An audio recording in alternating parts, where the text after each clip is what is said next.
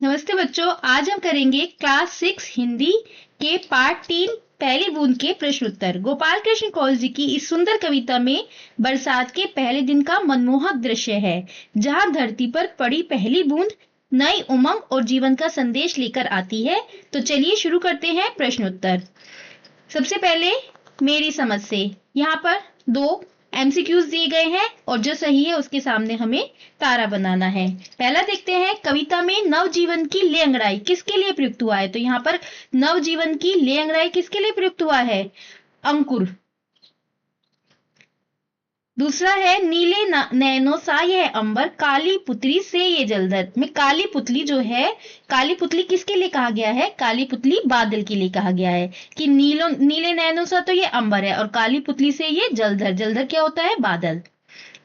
ख, अब अपने मित्रों के साथ चर्चा कीजिए कि आपने ये उत्तर क्यों चुने। अब आपने अगर अंकुर और बादल ये उत्तर चुने हैं तो आप चर्चा करें कि आपने ये उत्तर क्यों चुने।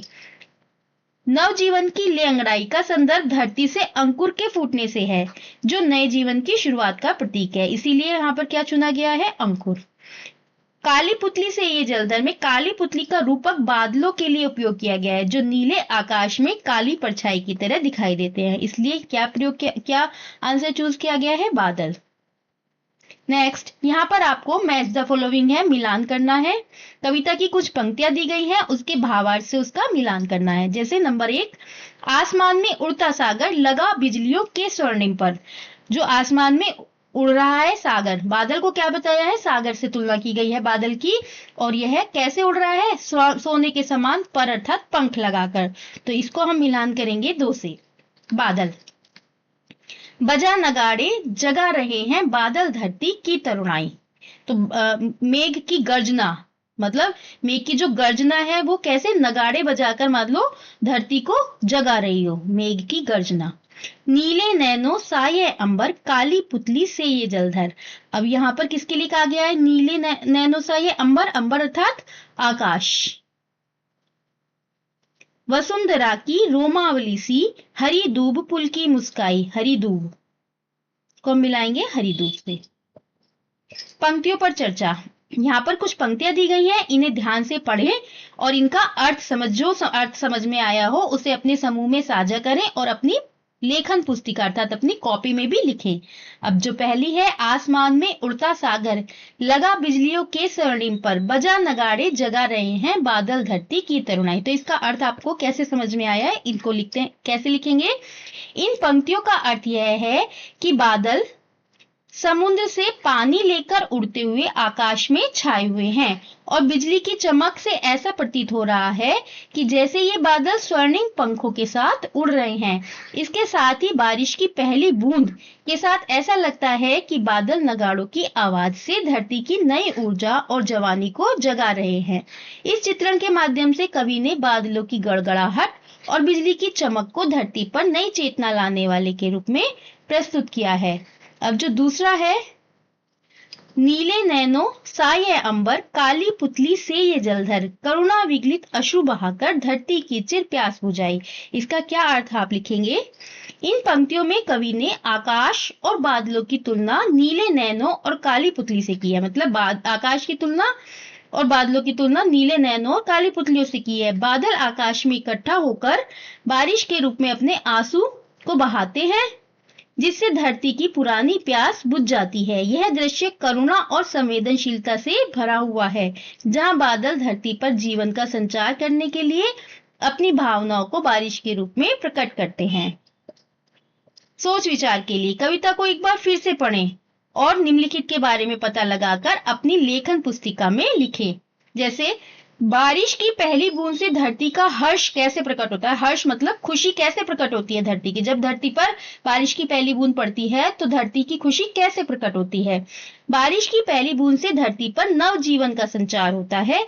सूखी हुई धरती में अंकुर फूट पड़ते हैं, हरी घास उगने लगती है और धरती की प्यास बुझ जाती है। इससे धरती फिर से शस्ते श्यामला बनने की लालसा में लिप्त हो जाती है।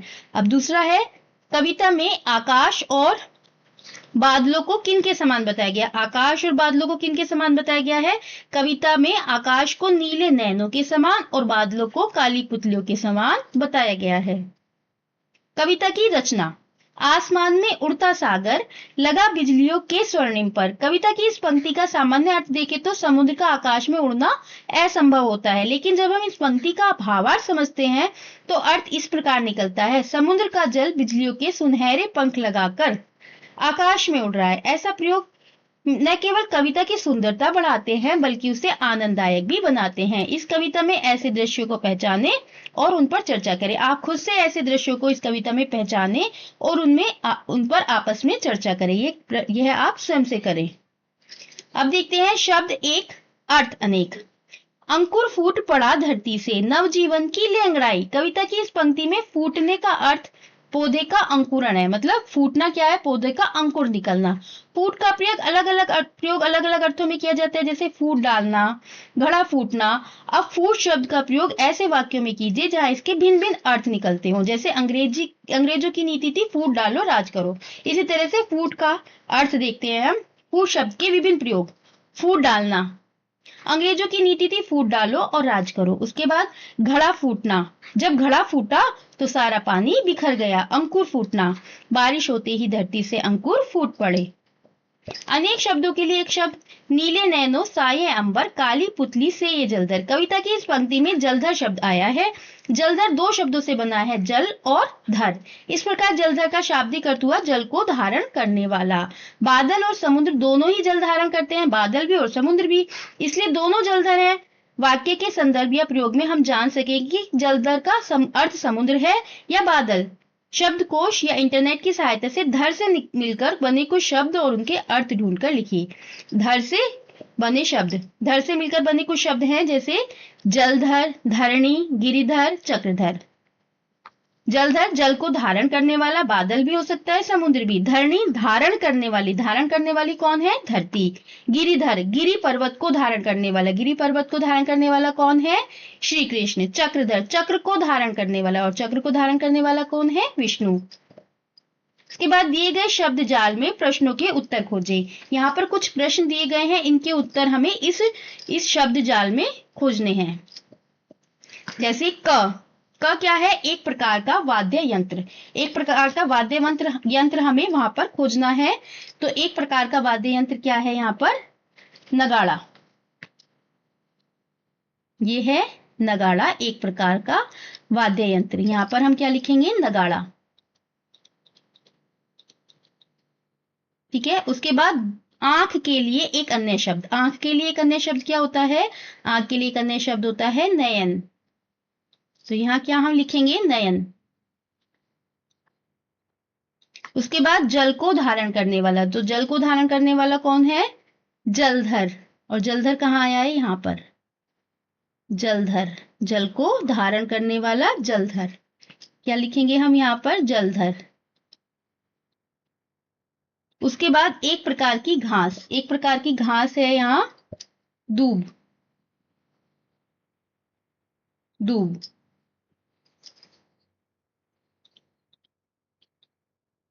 उसके बाद आंसू का समानार्थी। आंसू का समानार्थी अश्रु। अश्रु। क्या लिखेंगे यहां हम, आंसू का समानार्थी अश्रु। उसके बाद आसमान का समानार्थी शब्द। आसमान का समानार्थी शब्द अंबर। कहाँ है ये अंबर, ये अंबर। आसमान का समानार्थी शब्द क्या हुआ, अंबर। यहां हम लिखेंगे अंबर। पाठ से आगे, बारिश को लेकर हर व्यक्ति का अनुभव भिन्न होता है, मतलब अलग होता है। बारिश आने पर आपको कैसा लगता है, बताइए। बारिश के आने पर मुझे एक नई ताजगी और सुकून महसूस होता है। मुझे ऐसा लगता है जैसे सारी प्रकृति जीवंत हो उठी हो। बारिश की बूंदों की आवाज और मिट्टी की सौंधी खुशबू मुझे बहुत भाती है, अर्थात अच्छी लगती है। इसके बाद आपको कौन सी ऋतु सबसे अधिक प्रिय है और क्यों, बताइए। मुझे सर्दी का मौसम सबसे प्रिय है क्योंकि ठंड में हवा साफ और शुद्ध महसूस होती है। इस मौसम में गर्म कपड़े पहनने और गर्म चाय पीने का आनंद मिलता है। साथ ही इस मौसम में त्योहारों की भी रौनक होती है, जो मुझे बहुत पसंद है।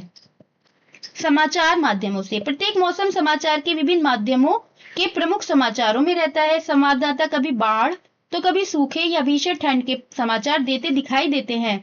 आप भी बन सकते हैं संवाददाता या लिख सकते हैं समाचार। संवाददाता मतलब समाचार देने वाला। अत्यधिक गर्मी, सर्दी या बारिश में आपने जो स्थिति देखी है उसका आंखों देखा हाल अपनी कक्षा में प्रस्तुत कीजिए। मैंने अत्यधिक बारिश के कारण हुए बाढ़ के हालात देखे हैं। बाढ़ के दौरान सड़कों पर पानी भर गया, जिससे लोगों को आवाजाही मतलब आने जाने में बहुत दिक्कत हुई। कई घरों में पानी घुस गया और लोगों को सुरक्षित स्थानों पर जाना पड़ा। कुछ इलाकों में राहत कार्य चलाए गए और लोगों को सुरक्षित स्थानों पर ले जाया गया। सृजन, आपको इस जो चित्र दिया गया है इसको ध्यान से देखकर इसको एक नाम देना है। नाम देना भी क्या है? सृजन। इस चित्र में एक अकेला पौधा रेगिस्तानी इलाके में उगता हुआ दिखाई दे रहा है। क्या दिखाई दे रहा है? इस चित्र में रेगिस्तानी इलाका है और यहाँ पर एक अकेला पौधा उगा हुआ है। इसे देखकर मैं इसे मरुध्यानिका, क्या नाम दूंगा? मरुध्यानिका नाम देना चाहूंगा, जिसका अर्थ है मरुस्थल की एक नन्ही कली। मरुध्यानिका क्या है? मरुस्थल की एक नन्ही कली। यह नाम इस पौधे की विपरीत परिस्थितियों, मतलब सूखे में भी ये एक पौधा उगा हुआ है तो इसकी विपरीत परिस्थितियों में भी जीवन का प्रतीकात्मकता का दर्शाता है। तो क्या नाम दिया गया है? मरुध्यानिका। मरुध्यानिका, क्या नाम दिया है? मरुध्यानिका, जिसका मतलब क्या होता है? मरुस्थल की एक नन्ही कली। इन्हें भी जाने। इस कविता में नगाड़े की ध्वनि का उल्लेख किया गया है। बजा नगाड़े जगा रहे हैं बादल धरती की तरुणाई। नगाड़ा, ये आप सामने देख पा रहे हैं, नगाड़ा।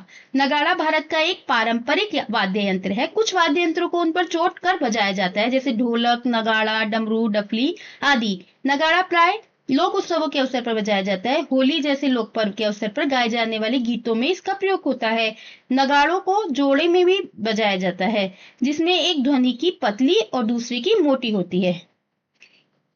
तो इसका उत्तर हम क्या लिखेंगे? हमारे यहाँ उत्सवों में ढोल, नगाड़ा, बांसुरी और मंजीरा जैसे वाद्य यंत्र बजाए जाते हैं। इन वाद्य यंत्रों की धुनों पर लोग नृत्य करते हैं और उत्सव का आनंद लेते हैं। खोजबीन, आपके यहाँ उत्सवों में कौन से वाद्य यंत्र बजाए जाते हैं उनके बारे में जानकारी एकत्र करें और अपने समूह में चर्चा करें।